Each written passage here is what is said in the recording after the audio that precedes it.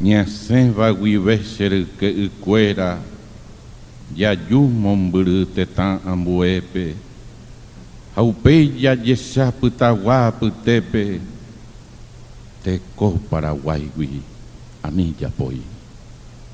Pico tapucuenga uyaheyane, ñande purahei eiretei potuva, haupeyero que coma inumbuva, umiva o pavo, dicatuiboi. Tapichao cañiva guarani ukevi, haabañe egui oñembuesaraiva, ñambo isui toja jujetame, tajenduiñe ame, Paraguay raijú.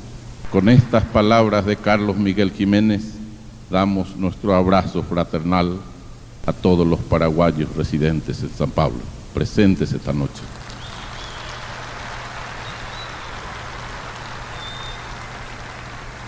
Y otro tema con el ballet Tecobé que dirige Gladys Cubilla, acompañado con la banda Coiguá de Alejandro Cubilla, con esta música que ya tiene bien ganado su laurel de inmortalidad, de Mauricio Cardoso Ocampo, Galopera.